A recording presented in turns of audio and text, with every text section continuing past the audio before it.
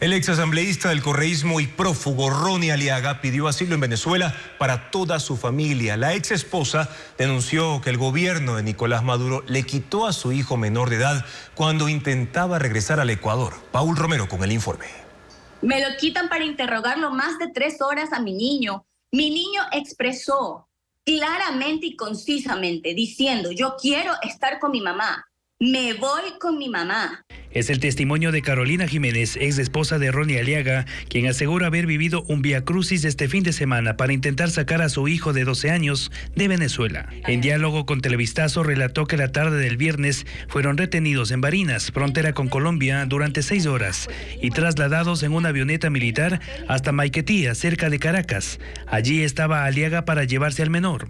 Estaba personal del Tribunal de Menores Judiciales y fiscales venezolanos, los cuales hicieron caso omiso al pedido de mi hijo, diciendo que ellos están velando el bienestar del niño y que el bienestar del niño es quedarse con el papá, siendo el papá un prófugo de la justicia de la República del Ecuador. ¿Cómo me pueden hacer esto? Según ella, fueron interrogados e intimidados por la policía venezolana, que les confiscó su teléfono, una computadora, un pendrive con información confidencial. Por el conflicto familiar con Aliaga, acusado por la Fiscalía de vínculos con la red del narcotraficante fallecido Leandro Norero, Jiménez pidió seguridad y dijo temer por su vida. Yo sí lo responsabilizo al padre de mi hijo, que es el señor Ronnie Aliaga, porque él tiene muchas conexiones todavía. Tantas conexiones jurídicas como las bandas delincuenciales, porque muy bien sabemos que él también está metido en un problema por bandas delincuenciales. Desde el pasado sábado, Jiménez perdió contacto con su hijo, que se quedó en Venezuela, y con su expareja. Las agrupaciones políticas definen sus cartas para las presidenciales de 2025. Unidad Popular es el primero en presentar a un precandidato, mientras que Jan Topic declinó su postulación. En agosto se deberán llevar a cabo las primarias y así definir alianzas, como lo reporta Luisa María Heredia. La primera agrupación política en anunciar pública y formalmente una precandidatura a la presidencia es Unidad Popular. El fin de semana, en la Convención Nacional del Movimiento, se designó al ex legislador Jorge Escala como el aspirante al sillón de Carondelet. Otro precandidato confirmado, a juzgar por sus declaraciones, es el mandatario Daniel Noboa, pero falta definir con qué partido o alianza. Su movimiento Acción Democrática Nacional, ADN, aún está a la espera de que el Consejo Nacional Electoral le otorgue la personería jurídica. El movimiento Centro Democrático del ex prefecto del Guayas, Jimmy Jairala, por su parte, confirmó en enero que su carta sería el ex vicepresidenciable del correísmo, Carlos Rabascal, pero hasta ahora no se ha formalizado con una asamblea. El resto de organizaciones todavía no han definido cuál será su opción para las presidenciables de 2025. Aunque Luisa González de la Revolución Ciudadana sigue recorriendo el país, su precandidatura no está confirmada. El correísmo también considera otros perfiles, entre ellos el de Andrés Arauz. En tanto que el Partido Social Cristiano, que esperaba poder repetir la apuesta con el empresario Jan Topic, se quedó sin precandidato. Buscará uno propio, ya que Topic, quien promueve una agrupación llamada Transformar, anunció en redes sociales que decidió no candidatizarse para el próximo año. Son 15 los partidos y movimientos que están habilitados hasta ahora para presentar candidatos a la presidencia. A ellos se sumaría ADN. En agosto, todas las agrupaciones deberán realizar las elecciones internas o primarias y concretar sus alianzas. El retiro de la visa de Estados Unidos a la vicepresidenta de Ecuador afecta la imagen internacional de la segunda mandataria como embajadora y representante del país. Diego Cuenca conversó con ex cancilleres, quienes sostienen que la situación podría generar una fragmentación diplomática entre Israel y Ecuador. Muy amables. La vicepresidenta de la República, Verónica Abad, tiene 5 meses viviendo en Israel para cumplir la única función que le designó el presidente Daniel Noboa: ser colaboradora para la paz en medio del conflicto bélico entre el grupo Hamas e Israel. En la práctica, es embajadora de Ecuador en ese país de Medio Oriente, título que ahora se manchó porque Estados Unidos le quitó la visa. Y aunque el país norteamericano no se ha pronunciado sobre este caso en específico, el ex canciller Juan Carlos Holguín concluye que si le quitaron ese privilegio es porque encontraron alguna irregularidad que levantó las sospechas en su contra. Es evidente que puede fragmentar la relación del del estado de receptor de ese embajador con ese representante del país en su territorio. Los cuestionamientos escalan porque Estados Unidos es aliado y amigo de Israel, el país anfitrión. La representación ahora deja una mala imagen en el extranjero, según el internacionalista Carlos Estarellas. Queda mal vista la embajadora y la embajada como tal, porque la señora Abad, como embajadora, representa al país. Entonces, obviamente que el país queda mal visto a nivel internacional que a la segunda mandataria en funciones y embajadora se le cancele la visa. Y en medio de la tensa relación entre la vicepresidenta Verónica Abad y el presidente Daniel Noboa, la Cancillería ecuatoriana no se ha pronunciado sobre el tema. El presidente de la Corte Nacional, José Swing, tiene 4 días para enviar al Consejo de Participación Ciudadana una terna de la que se elegirá al presidente del Consejo de la Judicatura. Fabiola Santana informa en qué tiempo habría nuevo titular. El Consejo de Participación Ciudadana busca un presidente definitivo en el Consejo de la Judicatura. En sus redes sociales informó que notificó este lunes 20 de mayo a las 13:49 a la Corte Nacional para que remita la terna para la designación del presidente titular del Consejo de la Judicatura. El documento fue enviado a José Swing, presidente de la Corte, y a Henry Kronfle, presidente de la Asamblea, pues también se prevé designar a los vocales titular y suplente representantes del Legislativo, vacantes desde la destitución de Fausto Murillo y renuncia de Elsie Celi. Ambas instituciones tienen 4 días para remitir los nombres de los 3 profesionales en cada caso. Se hará la revisión por un equipo técnico del Consejo de Participación Ciudadana de estos 3 postulantes.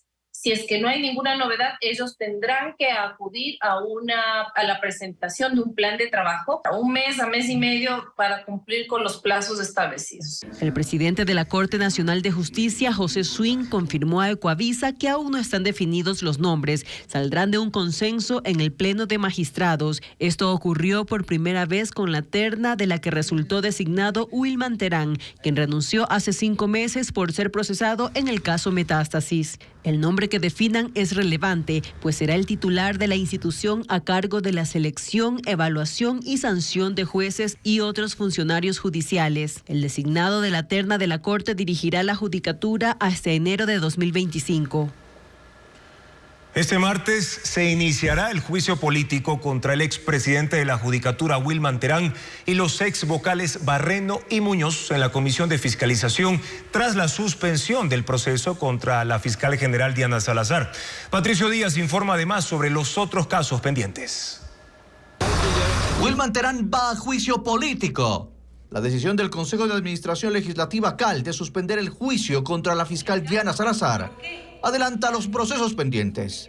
Este martes iniciará en la Comisión de Fiscalización el siguiente en la lista, que es el del expresidente de la Judicatura Wilman Terán y los exvocales Maribel Barreno y Javier Muñoz. Construye los acusa de irregularidades en el concurso para la selección de jueces de la Corte Nacional de Justicia, la extensión del periodo de los actuales jueces e incumplir la ley en las votaciones del Pleno de la Judicatura. Tomaron una resolución con 2 votos de 5 miembros. Wilman Terán está preso por el caso Metástasis y Javier Muñoz también, él acusado de obstrucción a la justicia. Barreno está procesada por tráfico de influencias. Que la parcialidad, la negligencia y la ligereza con la cual han manejado su cargo ha generado efectos políticos nefastos al país en relación a la imagen pública que tiene que tener el país, sobre todo de la justicia. Si bien Terán, Barreno y Muñoz ya están fuera de la judicatura, lo que Construye busca es su censura y prohibición de ejercer cargo público por 2 años. El proceso inicia en la Comisión de Fiscalización y tomará entre 1 mes y mes y medio. En la lista de juicios políticos, luego de los vocales de la judicatura, está el exsecretario de la Administración, Sebastián Corral. Quedan pendientes los procesos contra la canciller Gabriela Sommerfeld, la ministra Mónica Palencia y el recientemente calificado juicio contra la exministra Andrea Robo. El Ministerio de la Mujer se transformará en el Ministerio de la Mujer, Política Criminal y Derechos Humanos. Así lo anunció el viceministro de Gobernabilidad, Esteban Torres. Entre hoy y mañana se emitirá el decreto ejecutivo para poder concretar esta decisión. Adriana Bermeo informa. El Ministerio de la Mujer cambia de nombre a Ministerio de la Mujer, Política Criminal y Derechos Humanos para dar cumplimiento a la ley para el fortalecimiento de las capacidades institucionales y la seguridad integral que se aprobó en marzo del 2023. Con esta modificación se busca ampliar el espectro de atención de esta cartera de Estado, que es la encargada de generar políticas públicas para reducir, según el gobierno, la violencia y discriminación contra las mujeres. Se filtró un borrador que en efecto va a convertirse en un decreto. No tengo yo la claridad si es en este día o el día de mañana, pero sin duda será inmediato.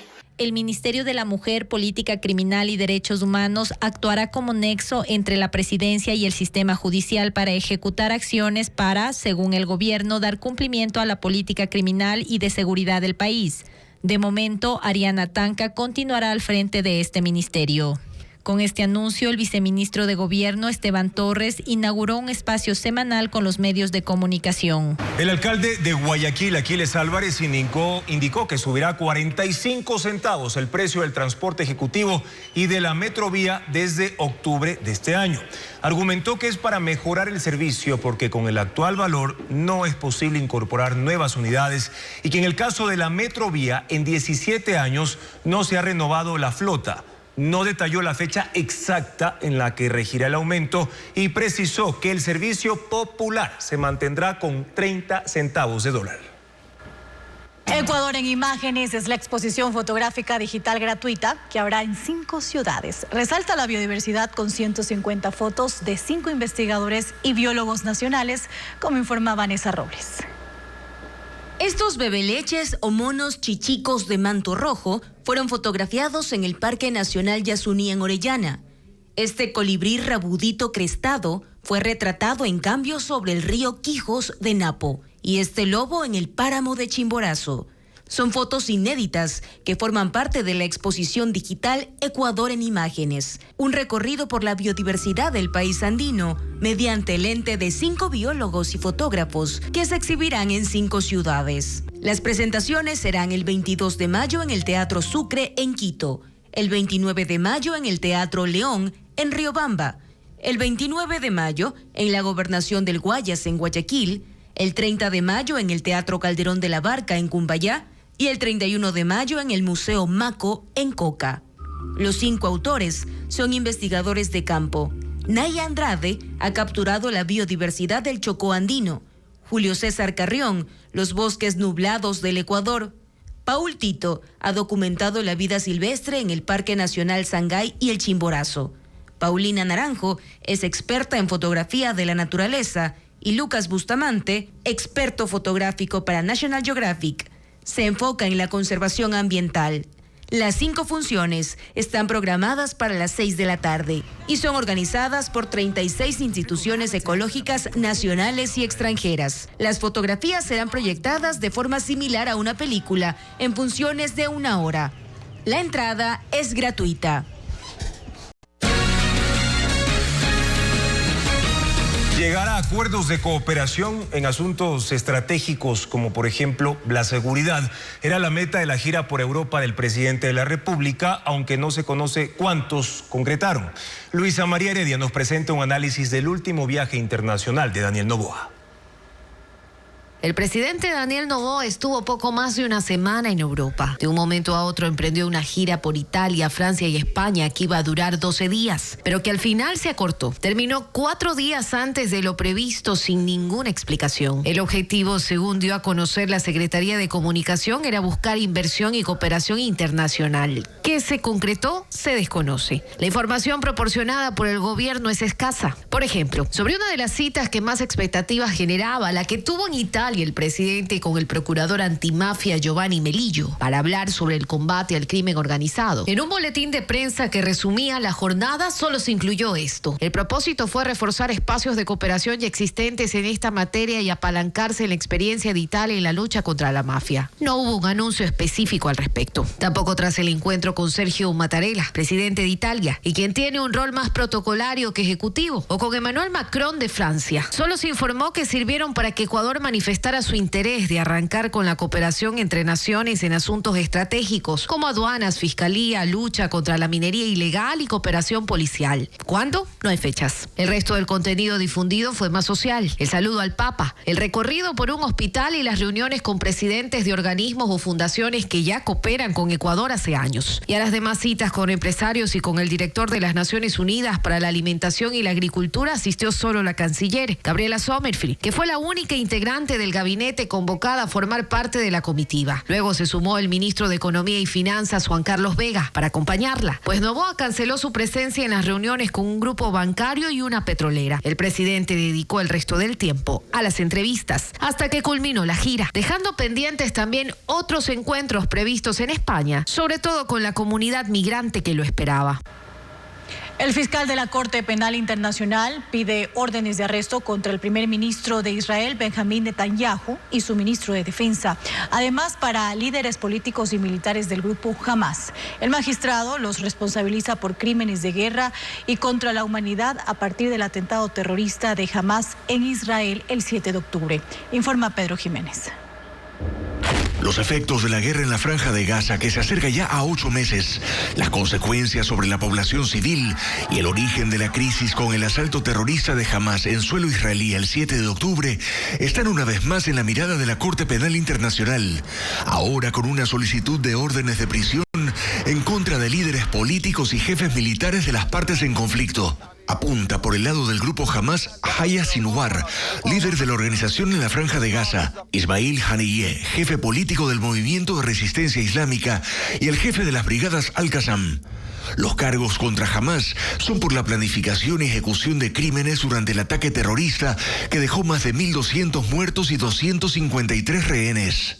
Así también el fiscal de la Corte busca detener al primer ministro israelí Benjamín Netanyahu y al ministro de Defensa Yoav Gallant. Los acusa de provocar hambruna como método de guerra, causar intencionalmente grandes sufrimientos y perseguir y dirigir ataques contra la población civil. El fiscal jefe de la Corte, Karim Khan, ha dicho: ahora más que nunca debemos demostrar que el derecho internacional humanitario se aplica a todos los individuos, que las vidas de todos los seres humanos tienen el mismo valor. Las reacciones llegaron de inmediato. El ministro de Gabinete de Guerra israelí, Benny Gantz, dijo que establecer paralelos entre los líderes de un país democrático decidido a defenderse del terrorismo y los líderes de una organización terrorista sedienta de guerra es una distorsión de la justicia, una bancarrota moral, señaló. Mientras que un funcionario de Hamas dijo que arrestar a sus líderes anima a Israel a continuar con la guerra de exterminio. Ahora los jueces de la Corte Penal Internacional deberán determinar si creen que las pruebas son suficientes para emitir las órdenes de arresto en un plazo que puede ser de semanas o meses. Una localidad en el centro del estado de Kansas se vio envuelta en una espesa nube de polvo provocada por intensos vientos en zonas rurales. Grand Bend es un poblado de 14,000 habitantes que vio cómo en pocos minutos el cielo se oscureció en medio de un clima severo con amenazas de tormentas. Mientras que en Oklahoma se dio alerta de tornados para el condado del Reno y otras zonas cercanas. Los torbellinos provocaron destrozos en viviendas y decenas de familias tuvieron que salir de esa región ante el peligro mortal que representaba la tempestad. El Tribunal Superior de Londres detiene la extradición de Julian Assange a Estados Unidos. Esta mañana lo autorizó a presentar un nuevo recurso de apelación contra 2 de las 3 garantías ofrecidas por Estados Unidos sobre el tratamiento que recibirá en manos de la justicia de ese país, que lo acusa de 18 delitos de espionaje. Los jueces consideran que Estados Unidos no ha demostrado que Assange no tendrá un trato discriminatorio. Aún no se ha fijado fecha para la próxima audiencia. Mientras tanto, el fundador de Wikileaks seguirá detenido en la prisión de máxima seguridad en las afueras de Londres, donde permanece desde hace 5 años. El presidente de República Dominicana, Luis Abinader, de 56 años, fue reelecto este domingo con más del 60% de votos. Le siguió con 28% el expresidente Leonel Fernández. Abinader, que se perfilaba como el favorito desde la campaña, ha prometido continuar con la política antimigrantes y ha dicho que terminará la construcción del muro a lo largo de la frontera con Haití, sumido en una crisis de violencia por las pandillas. Tensión entre Argentina y España por las declaraciones del presidente Javier Milei en Madrid. Tachó de corrupta a la esposa de su homólogo Pedro Sánchez y a él lo catalogó como calaña de gente atornillada al poder. España pidió el inmediato retorno de su embajadora en Buenos Aires. La estadía de Javier Milei en España es a propósito de una agenda personal con encuentros sociales y políticos. Entre ellos, la convención del partido Vox, que reunió a más de 10.000 personas en el Coliseo Palacio de Vistalegre en Madrid. Participaron líderes europeos como la ex candidata presidencial de Francia, Marine Le Pen, y en forma virtual, la primera ministra italiana, Giorgia Meloni, y el primer ministro de Hungría, Viktor Orbán. El orador principal fue Javier Milei. Apareció como una estrella de rock y en su discurso, la defensa del capitalismo y el libre mercado, así como duras críticas al socialismo y al gobierno español por las recientes denuncias por tráfico de influencias contra Begoña Gómez, esposa del presidente Pedro Sánchez, quien incluso llegó a hablar de una posible renuncia. Pero las élites globales no se dan cuenta de lo destructivo que puede llegar a ser implementar las ideas del socialismo, porque lo tienen demasiado lejos, no saben qué tipo de sociedad y país puede producir y qué calaña de gente atornillada al poder y qué niveles de abuso puede llegar a generar. Digo, aún cuando tenga la mujer corrupta, se ensucia y se tome 5 días para pensarlo. Y esta mañana la reacción del presidente Pedro Sánchez. Quiero decir que soy plenamente consciente de que quien ayer habló no lo hizo en nombre del gran pueblo argentino. En cambio, lo que vivimos ayer en Madrid sí habla del riesgo que representa esta internacional ultraderechista para sociedades como la nuestra. Evidentemente, entre los gobiernos los afectos son libres, pero el respeto es irrenunciable. El canciller español José Manuel Álvarez anunció que retiraba a la embajadora en Buenos Aires. Esta mañana convocó al embajador argentino en Madrid y no ha descartado un rompimiento de relaciones. Cualquier tipo de diferencia. Disidencias de las FARC atacaron en 2 poblados del departamento Valle del Cauca, en Colombia. En la ciudad de Jamundí hicieron estallar una motocicleta con explosivos, dejando heridas a 6 personas, entre ellas niños. Mientras en la localidad Morales, el blanco fue una estación de policía. Emboscaron a los oficiales y dispararon con fusiles, matando a 2 de ellos. Las fuerzas militares tuvieron que enviar refuerzos y se ordenó el despliegue de tropas de fuerzas especiales. Aproximadamente $200 millones pierde el Estado por año con la deserción estudiantil universitaria. La principal causa es el descontento que tienen los estudiantes con las carreras que escogieron. Pero ¿por qué ocurre esto? Valeria Navarro con el tema. La deserción de las aulas universitarias genera pérdidas. Está el costo de un año de clases y también un perjuicio económico para el Estado en caso de las universidades públicas. Alrededor de $200 millones pierde el Estado cada año con la deserción de los estudiantes universitarios de primer año, que es de 40.000 estudiantes. El cálculo se basa en un reporte de las universidades que determina que por año alrededor del 25% de estudiantes abandonan las aulas en cada institución. El Ministerio de Finanzas no ha actualizado las cifras, pero en 2020 determinó que el costo promedio de cada estudiante en una universidad pública es de $5.924. Sin embargo, los rubros varían de acuerdo a cada institución. Por ejemplo, en la Universidad de Guayaquil, el costo por estudiante por año es de $2.208 y desertan cada 2 semestres 1.438 estudiantes. En la Universidad Técnica de Ambato, el costo por estudiante es de $4.400 $208 y desertan por año 2.675 estudiantes. Hay universidades donde el costo promedio de estudiantes supera los $6.000, como la Politécnica Nacional, la Universidad de las Artes, entre otras. La deserción estudiantil universitaria se registra en las carreras más costosas para el Estado, como son medicina, odontología e ingenierías, que demandan el uso de laboratorios e insumos adicionales.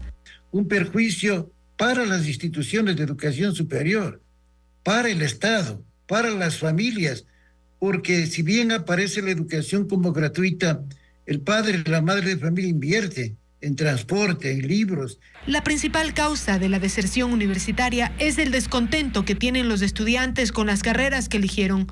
Otra situación es la necesidad de los estudiantes de incorporarse en el mundo laboral. Estudiantes, profesores y trabajadores también de la Universidad Central del Ecuador esperan que el Consejo de Educación Superior, el CES, resuelva el tema de la elección del rector este miércoles. Valeria Navarro, pendiente de la situación en esa institución educativa.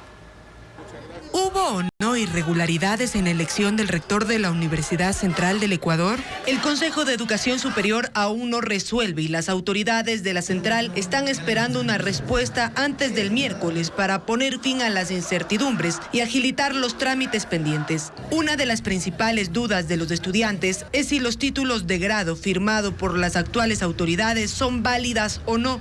Y todo lo que firmamos es absolutamente legal, porque estamos habilitadas para hacerlo. En 2 meses, las actuales autoridades han firmado 2.000 títulos de grado, pero a la fila están 10.000.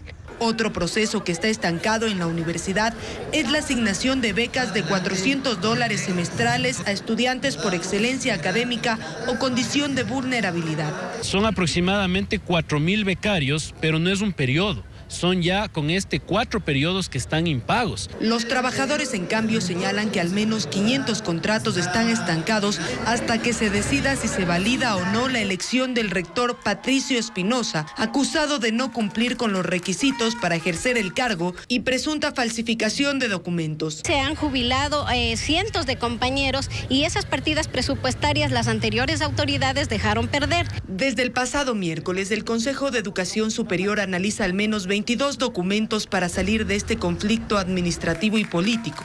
Las opciones son ratificar a Patricio Espinosa como rector o repetir las elecciones. Agrocalidad detectó que un caballo en San Borondón tenía encefalomielitis, una enfermedad de la que también pueden contagiarse los humanos mediante la picadura de un mosquito.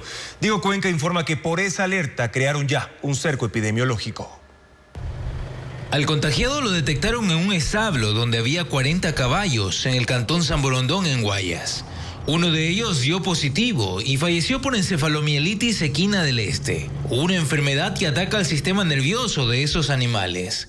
Es el primer caso que se confirma en casi una década en Ecuador, porque el último brote fue en el 2013. Así lo confirmó la Agencia de Control Fito y Zoosanitario Agrocalidad. Se enviaron unas muestras a un laboratorio de Estados Unidos, ¿sí? Las muestras salieron hace aproximadamente unos 10 días y el viernes anterior tuvimos resultados confirmatorios de la enfermedad. La alerta se emitió porque la enfermedad puede contagiar a los humanos mediante la picadura de un mosquito, que es el principal transmisor. Si una persona se infecta, los síntomas son fiebre, escalofríos, dolores musculares y se deriva a una encefalitis, que es una infección en el cerebro. Pero solo en casos extremos es letal. Los técnicos de Agrocalidad sospechan que la enfermedad llegó al país mediante aves migratorias. Por ahora, en Ecuador pusieron en cuarentena a los caballos del predio afectado. Además, se hicieron la desinfección y un cerco epidemiológico de hasta 3 kilómetros. Los síntomas en los animales también son fiebre, convulsiones y dificultad para caminar. Desde el viernes pasado hasta este lunes, el organismo Fito y Zoosanitario ha recibido otras 3 notificaciones de caballos con síntomas similares, pero aún no se ha confirmado si portan la enfermedad. Un agente de tránsito fue asesinado en Manta, Manabí. La atención en la entidad se suspendió debido al crimen. Ahora la alcaldesa pide resguardo policial para los funcionarios. Con las banderas a media asta amaneció este lunes la agencia de tránsito de Manta en el noroeste de la ciudad. 8 horas después del asesinato ocurrido en el sitio, en los exteriores no se observó resguardo policial pese a la solicitud de la alcaldesa Marciana Valdivieso para custodiar la institución. Los usuarios y funcionarios circularon con cautela durante la mañana. Fue a las 10 de la noche de este domingo cuando 2 hombres armados con fusiles, según la policía, se bajaron de un auto rojo e irrumpieron en el patio de retención vehicular de la agencia, disparando contra el agente Diego Villamar Álvarez, quien minutos antes había empezado su turno. Los sicarios esparcieron panfletos con amenazas al personal y huyeron. No se encuentra ningún herido, solo la persona fallecida. 24 restos de balas fueron hallados en la escena del crimen. Villamar es el tercer funcionario de tránsito de Manta asesinado durante este año y el 10º desde 2022. Entre las víctimas constan agentes, un supervisor y un exdirector de la agencia. Se está haciendo una correlación para determinar si son hechos ajenos o si son hechos que efectivamente tengan una misma correlación de los casos anteriores. Pasado el mediodía de este lunes se suspendió la atención al público en la agencia de tránsito de Manta y se conoció que posiblemente se retome mañana. La Fiscalía reformuló cargos en contra de 3 militares detenidos en marzo con $100.000 en efectivo en un parqueadero en Quito. Los uniformados están involucrados por la fuga de información del operativo militar que decomisó 22 toneladas de droga en Vinces, Los Ríos. Paul Romero con la actualización de este caso. La Fiscalía reformuló cargos en contra de 3 militares por vínculos con el narcotráfico. Los uniformados, 2 en servicio pasivo y 1 activo, fueron detenidos el 29 de febrero con $95.000 en efectivo en un parqueadero de un restaurante en Quito. Los 3 fueron procesados por lavado de activos, pero la Fiscalía encontró nuevos elementos y también les acusó de delincuencia organizada. En el transcurso de la investigación, la unidad antilavados de la Fiscalía encontró vínculos de los uniformados con un grupo de crimen organizado. No especificó el nombre, pero se sabe que era el propietario de las 22 toneladas de droga incautadas por el ejército en una chanchera en Vinces, Los Ríos, a finales de enero de este año. En la reformulación de cargos, el fiscal del caso reveló que el dinero incautado a los militares fue parte del pago que recibieron para filtrar información reservada sobre la operación antidrogas más importante en lo que va del año. Los procesados, según la Fiscalía, tenían información de la identidad del agente encubierto, informante y testigo protegido de este caso. En la audiencia, la Fiscalía presentó como prueba una pericia con la información de 4 celulares decomisados durante la detención de los uniformados con mensajes y llamadas telefónicas que los incrimina. La jueza ratificó la prisión preventiva para los 2 procesados y medidas alternativas como presentación periódica y prohibición de salida del país para el tercero. La decisión fue apelada por el fiscal que pidió prisión para los 3 militares. La instrucción fiscal se amplió por 30 días. Desde esta semana, los ecuatorianos residentes en México podrán tramitar de forma telemática pasaportes y otros servicios consulares. Según la Cancillería, así evitan movilizarse a otros países que sí exigen visa. Bessie Granja con más detalles. Ante la incertidumbre por el cierre de los consulados de Ecuador en México, la Cancillería informa que el trámite de los pasaportes y otros requerimientos ya se pueden realizar de forma telemática. Desde el pasado 16 de mayo, los servicios consulares en Monterrey y Ciudad de México se cumplen en las oficinas de Houston y Phoenix en Estados Unidos y también en Guatemala. Sin embargo, según la Asociación de Ecuatorianos Residentes en México, solo el 20% de los casi 4.000 compatriotas que viven en ese país tiene visa a Norteamérica, mientras Guatemala también exige este documento para ingresar a su territorio, por lo que en ambos casos el trámite que requieren los migrantes se complica. La Cancillería pone a disposición los siguientes correos electrónicos: cqguatemala@cancilleria.gov.es, cqhouston@cancilleria.gov.es y cqphoenix@cancilleria.gov.es. Sin embargo, el organismo no explica cuáles son los pasos para realizar los trámites en línea y tampoco qué sistema implementará para proteger la seguridad de los datos de los compatriotas, algo que preocupa a la Asociación de Ecuatorianos Residentes en México, quienes esperan que no existan inconvenientes en la entrega de los documentos. La Cancillería recalca que la atención en las oficinas del Consulado de Perú en México será exclusivamente para la comunidad migrante en situación de vulnerabilidad.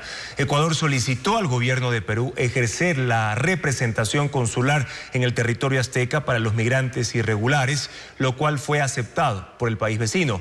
Se descarta que dicho gobierno asuma trámites consulares como, por ejemplo, emisión de pasaportes o la certificación de documentos. Se espera ya un pronunciamiento del Ministerio de Relaciones Exteriores del Perú sobre cómo canalizará la asistencia a los compatriotas. El mejor puntuado del concurso de defensor público, Rodrigo Daniel Frías, anunció que se retiró del proceso. Ocurre luego de ser cuestionado por usar un vehículo blindado que antes el narco Leandro Norero y su operador Javier Jordán destinaron al exasambleísta prófugo Ronnie Aliaga. Fabiola Santana con el informe. El mejor puntuado para asumir el cargo de defensor público, Rodrigo Daniel Frías Toral, se retira del concurso. Su anuncio se da a días de que se revelara que el vehículo negro blindado en el que viajaba es el mismo que el narcotraficante Leandro Norero y su operador Javier Jordán destinaron al ex asambleísta de la Revolución Ciudadana Ronnie Aliaga, según chat del caso Metástasis. Ante todo esto que ha sucedido, hago formal anuncio de que doy un paso al costado, de que renuncio a toda acción legal a la que tendría derecho, ya que no es mi intención llegar de esa manera, pese a haber ganado legítimamente el concurso. En su momento, Frías aclaró que este vehículo fue adquirido en un patio de carros de propiedad de Armando Suárez, nombre que coincide con el mencionado en 2022 en un chat entre Norero y Jordán. En su video, Frías adelantó la posibilidad de que se abran investigaciones en su contra. Si producto de esto empieza, ya que hasta ayer no tenía yo acciones legales y ahora empiezan acciones legales en mi contra o lo que fuese, estoy tranquilo, pues la fiscal general de la Nación es una mujer honesta y hace investigaciones, no persecuciones. Si se concreta su renuncia, los mejores puntuados son el ex juez nacional Byron Guillén, mencionado en los casos Metástasis y obstrucción a la justicia, y Jorge Ballesteros. El cargo es de relevancia, pues el ganador participará en la designación de uno de los integrantes del Consejo de la Judicatura para el periodo 2025-2031. Y en la práctica, los defensores públicos deben patrocinar a los procesados que no tienen abogados. El Pleno del Consejo de Participación Ciudadana debe resolver la apelación a la decisión de la Comisión Ciudadana de Selección, que no aceptó impugnaciones contra Guillén y Ballesteros. Luego, la Comisión Ciudadana deberá hacer su informe señalando al mejor puntuado para que nuevamente el Pleno del Consejo de Participación lo apruebe. La Comisión de Fiscalización decidió que el exministro del Interior, Juan Zapata, enfrente un juicio político ante el Pleno de la Asamblea Nacional. Lo responsabilizan por falta de ejecución del presupuesto de su secretaría y el incremento de crímenes durante su periodo de trabajo. Patricio Díaz tiene los detalles. El exministro del Interior, Juan Zapata, tendrá que defender su gestión ante el Pleno. Así lo decidieron los miembros de la Comisión de Fiscalización en sesión virtual de este martes. Por unanimidad, aprobaron que el juicio político en su contra pase a conocimiento de los 137 legisladores. Ellos coincidieron con el interpelante, el asambleísta socialcristiano Carlos Vera, en responsabilizar al exministro de Guillermo Lasso de incumplimiento de funciones por falta de ejecución del presupuesto de su secretaría. Dicen que eso impidió que se puedan cumplir los proyectos para la dotación de chalecos, armas, vehículos y sistemas tecnológicos. Además, lo cuestionan por el incremento de las muertes violentas durante su periodo. Zapata denunció que la comisión no lo convocó al juicio político mediante el correo registrado en la Asamblea. La mesa dio por válida la notificación que le hizo al mail que consta en su declaración patrimonial ante Contraloría. El exministro aseguró que ese correo lo eliminó por seguridad y denunció que se ha violado el debido proceso. El informe aprobado por la comisión pasa al presidente de la Asamblea para que convoque al Pleno en 7 días. Si bien Zapata ya no es funcionario, el pedido del interpelante es la censura, que incluye la prohibición de ejercer cargo público durante 2 años. Aunque el gobierno afirma haber creado más de 100.000 empleos desde que asumió el poder en noviembre del año pasado, las cifras del Instituto de Estadística y Censos, del INEC, no acompañan ese discurso. Más aún, los indicadores de desempleo registran que más de 40.000 personas pasaron a engrosar esas filas. Lenín Artieda con el análisis de los datos. Durante su última gira por Europa, el presidente de la República afirmó que su gestión ha logrado generar 105.000 nuevos puestos de trabajo. Sin embargo, no existe un registro documental que lo respalde. Por el contrario, las mediciones del órgano estatal competente, el Instituto Nacional de Estadísticas y Censos, relatan una realidad distinta. Así, revisando las cifras correspondientes al tercer trimestre del año pasado, cuando Noboa asumió el poder, la población con empleo alcanzaba la cifra de 8.228.674. El corte del primer trimestre del 2024 evidencia una disminución en el número de personas con empleo. Ahora son 8.145.352. En el apartado de empleo adecuado, es decir, de las personas que trabajan 8 horas diarias y tienen acceso a la seguridad social y todas las prestaciones de ley, se observa que al cerrar el 2023 dentro de ese concepto se ubicaban 3.072.449 personas, cifra que se redujo en el primer trimestre de este año a 2.978.336, una caída de poco más de 94.000 empleos plenos. Donde sí se observa una recuperación es en el apartado de subempleo. Si el 2023 cerró con 1.729.921 personas, ahora están en el subempleo 1.736.911. Otro segmento que creció es el del empleo no remunerado, que es el que se realiza sin recibir pago alguno y se vincula principalmente con el trabajo doméstico y el cuidado de infantes. En el cuarto trimestre del año pasado incluía a 931.458 personas. Ahora son 982.419, un incremento de más de 50.000 personas. Pese a las afirmaciones del Ejecutivo, el desempleo también crece. Si el 2023 se cerró con 304.480 desempleados, esa cifra en el primer trimestre de este año subió a 347.298. El INEC también presentó cómo está el desempleo en 5 ciudades. Quito se ubica en primer lugar con un 8.8%, Machala tiene un 7.6% de desempleo, Ambato un 5.5%, Cuenca el 4.3% y Guayaquil un 3.8%. Así, a la luz de las cifras oficiales, el reto para el gobierno de generar empleo se mantiene intacto.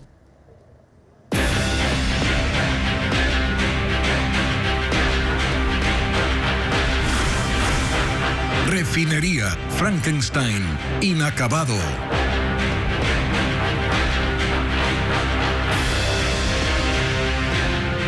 El concurso para repotenciar la refinería de Esmeraldas fue declarado desierto. La intención de que esa refinería pueda producir más combustibles para el mercado nacional nuevamente deberá esperar. Tenemos un informe.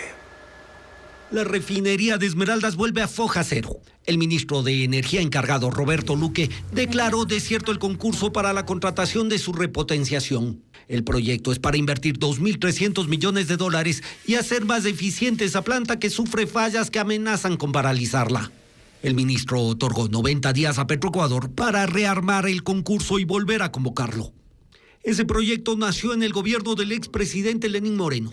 Fue lanzado en septiembre del 2020 y se retrasó por la pandemia. El gobierno terminó y el proyecto fue heredado por Guillermo Lasso.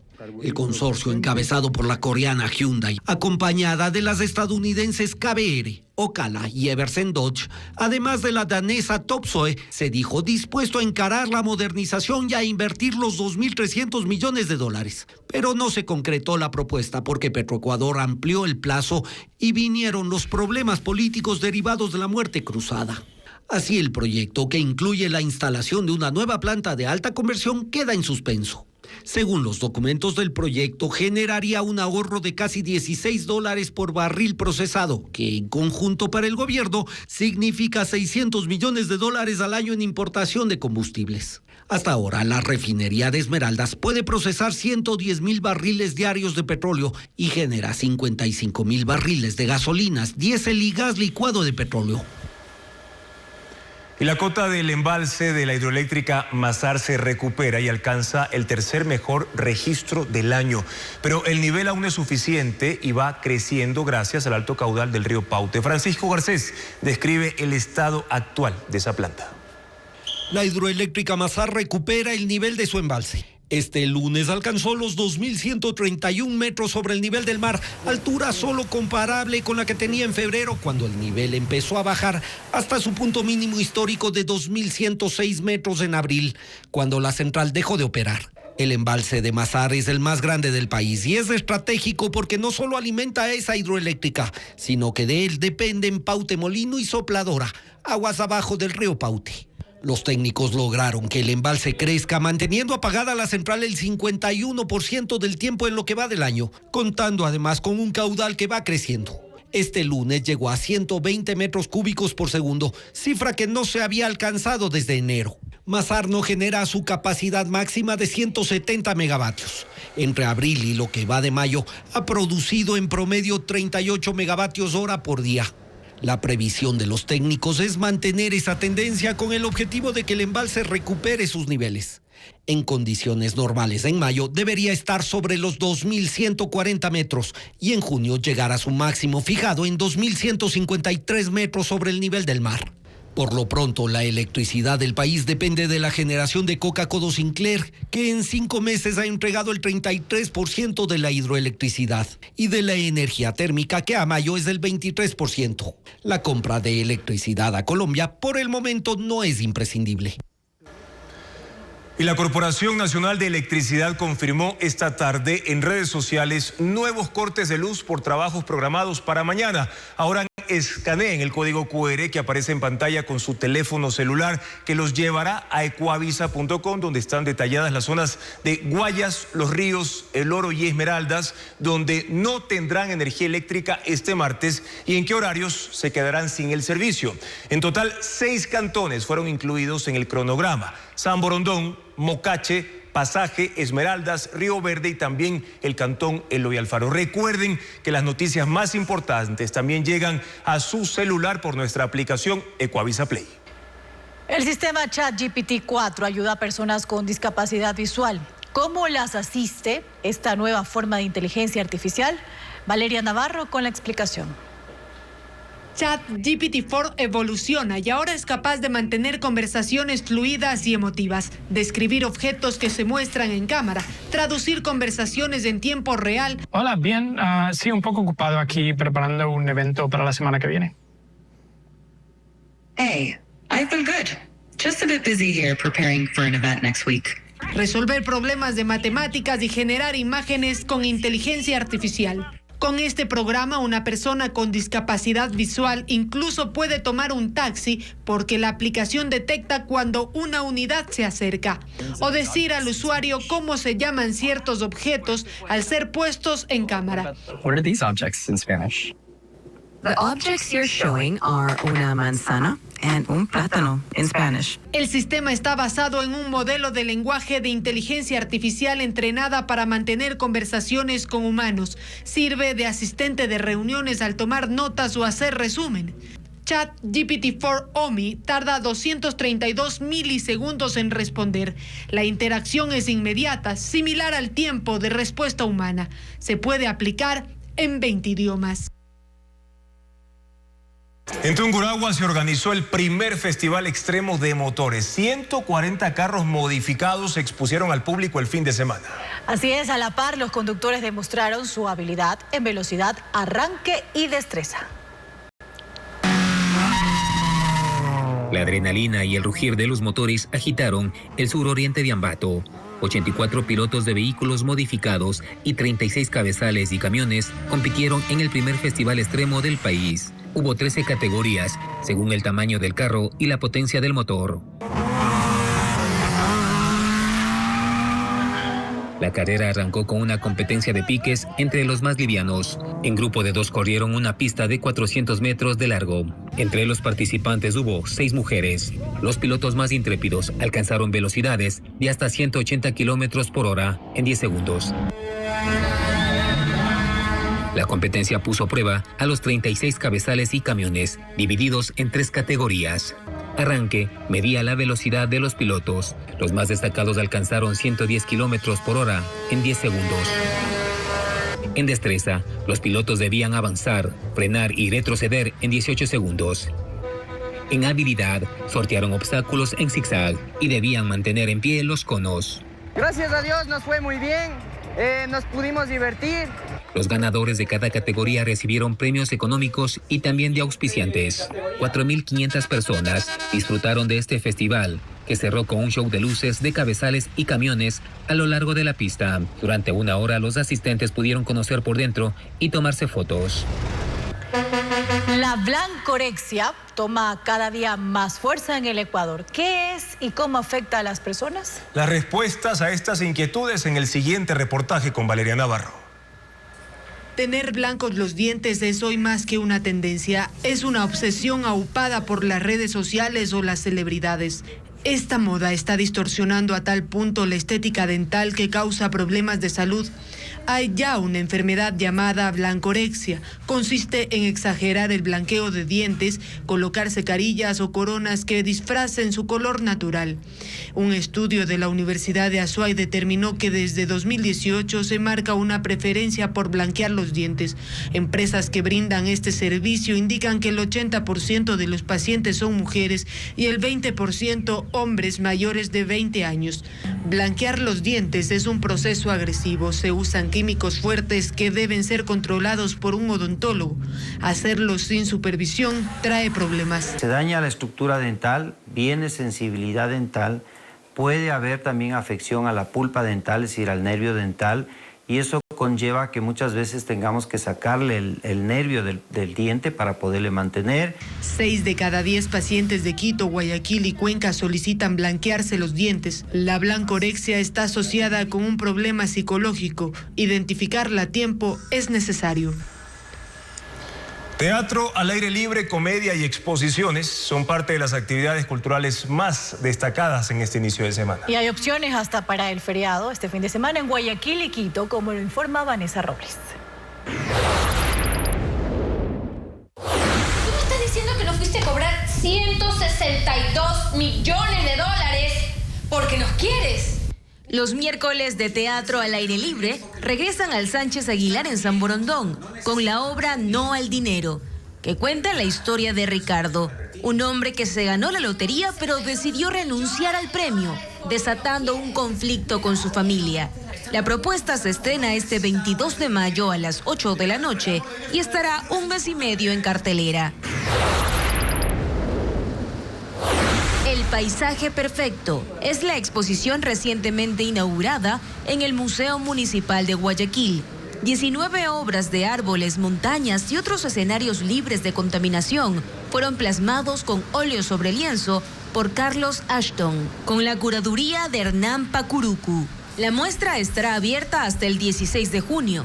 Se puede asistir de lunes a viernes desde las 9 de la mañana hasta las 4 de la tarde.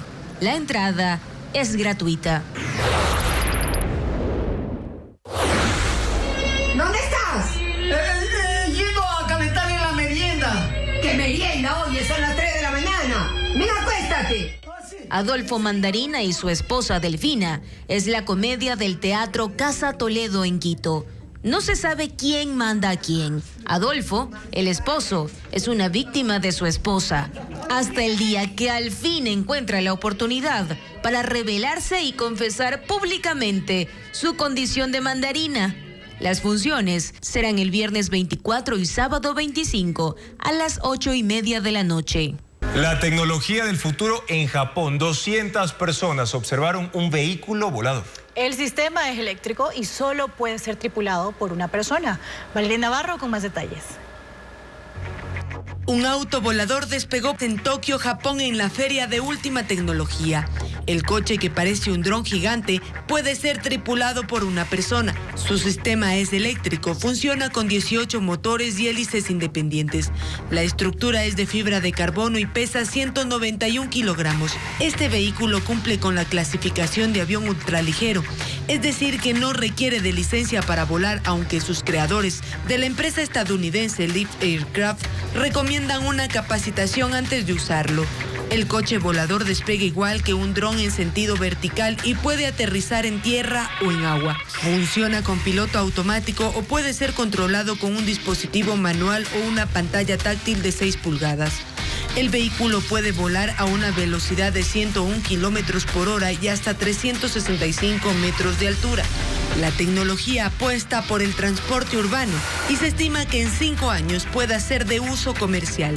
Al momento, un vuelo de 15 minutos en Estados Unidos cuesta alrededor de $250.